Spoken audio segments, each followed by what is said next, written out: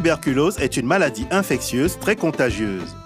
C'est une maladie qui touche beaucoup plus les poumons et est causée par le bacille de Koch.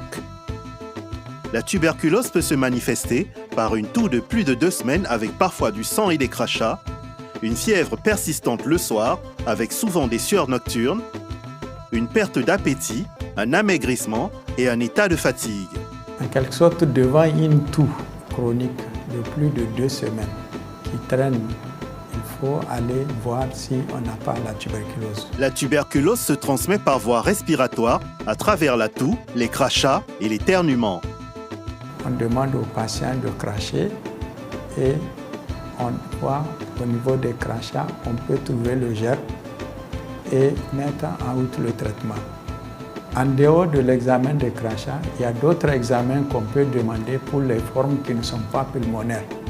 Pour prévenir la transmission de la tuberculose, il faut éviter de cracher à l'air libre quand une personne est infectée, se couvrir la bouche et les narines ou porter le masque quand la personne infectée tousse ou éternue, tenir les habitations aérées et ensoleillées, vacciner tous les bébés au BCG dès la naissance ou à la quarantaine pour les nourrissons qui n'ont pas été vaccinés.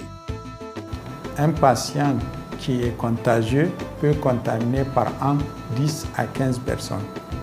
Donc pour arrêter la chaîne de transmission, il faut que tous les tousseurs viennent au centre pour qu'on puisse voir s'ils n'ont pas la tuberculose et les traiter efficacement.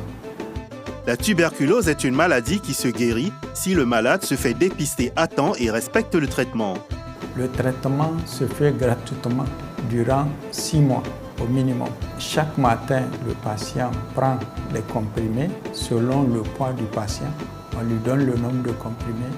Il va prendre à jeûne et 1 heure de temps après, il mange. Le traitement de la tuberculose est disponible, gratuit et accessible pour tous dans les centres de dépistage et de traitement. Pour les populations migrantes, le traitement doit se poursuivre à chaque étape de leur parcours jusqu'au pays d'accueil ou à la destination. C'est des populations qui sont fragiles, ils s'alimentent mal et ils sont aussi stressés et fatigués par leurs conditions de migration.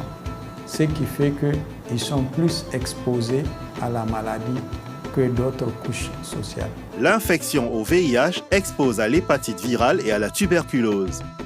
En cas de co-infection VIH-hépatite-tuberculose, l'état de santé du malade se complique davantage.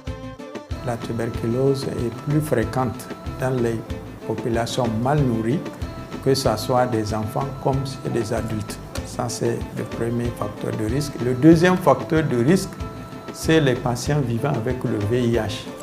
Avec la fragilité de leur organisme par le virus, ils peuvent développer la tuberculose et même en mourir si le diagnostic n'est pas fait rapidement et la prise en charge n'a pas été rapide.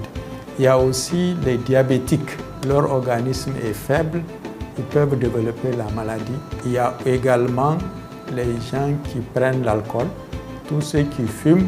En détruisant leur poumon, si le germe arrive à rentrer dans ce poumon, c'est un poumon sans défense, ils vont développer la maladie.